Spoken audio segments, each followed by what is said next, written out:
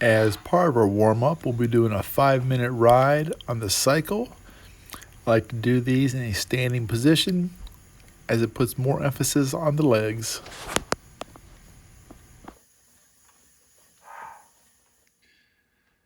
Okay, so here's the workout for today.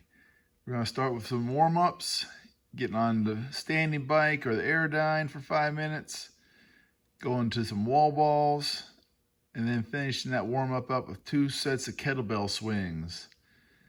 Moving on to squats, some hex bar deadlifts, hip thrusts, wide grip pull-ups, T-bar rows, dumbbell curls, finishing off with some core work, and then heading outside and doing some sled pull sprints. Okay, of course, at the end of this video, I'll show some alternatives you can do to some of these exercises if you don't have the equipment that's being shown today. For the wall balls, we start in a squatting position, standing up and pushing the ball overhead to a target, receive it back at arm's length, and return to the squatting position. For kettlebell swings, we start with the kettlebell out in front of us, hiking it back between our legs, and then snapping our hips through, causing the motion. With the squats, start with the bar centered on your back, keeping the back straight and the head up. Slowly go down to a low squat position and return back up. Sort of social distancing going on right now. So how are you dealing with all that, and what are you doing to fill the time stamp? Well, my wife Hannah, she was in Israel for 2 weeks. With the hex bar deadlifts, we're using the high grip position. Start with your butt down, back straight, keeping your eyes forward or slightly up. Stand to an erect position and return to the low squatted position.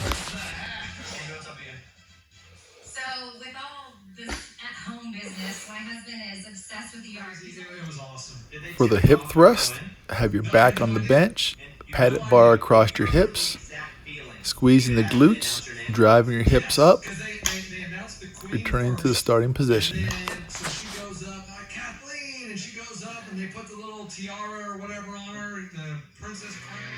For pull-ups, grasp the bar at shoulder width or slightly wider. In a controlled motion, pull till your chin reaches the bar and return to a hanging position.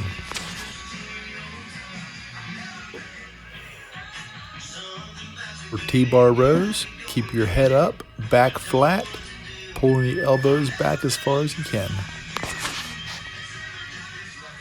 For alternating bicep curls, keep the elbows in close to your body. Try to avoid any obsessive swing. Controlled on the up, controlled going down. And right now, we have a little extra time on our frequently washed hands. So we want to help. And if needed, we can come to you for a more traditional service call. Anyone with a phone or laptop can be a complimentary customer. When performing planks, try to keep your body in a straight line from shoulders, hips to ankles. As you're doing this movement, be sure to breathe. Do not hold your breath. It's kind of a glimpse into retirement, you know?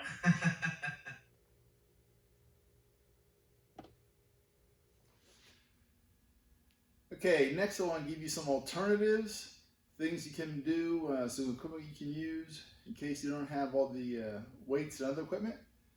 We used some milk jugs in the past. Milk jugs are good, filled with water, they weigh 8 pounds. Today we're going to use some body weight and also some 5-gallon buckets. So for squats, squat down as deep as you can, as long as the joints, everything feel good.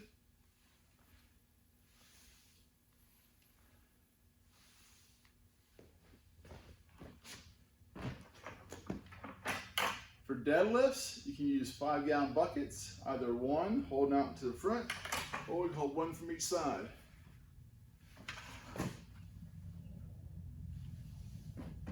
one full bucket weighed 40 pounds. So you do 2, now you got 80 pounds. Remember, keep your back nice and straight. I can do those on the ground.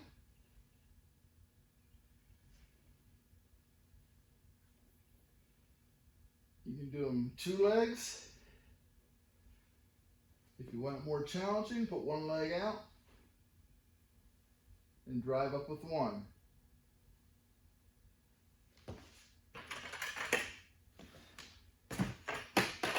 Back to our 5-gallon bucket, get some back work in. Just hold it on the sides.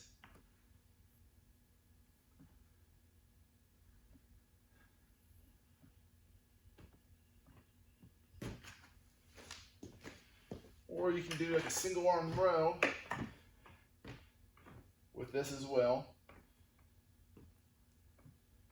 You can still use this. You can still use this for bicep curls. Remember, up to 40 pounds. Each gallon is 8 pounds. So 1 gallon 8, 2 16, 3 18, 24. Oop.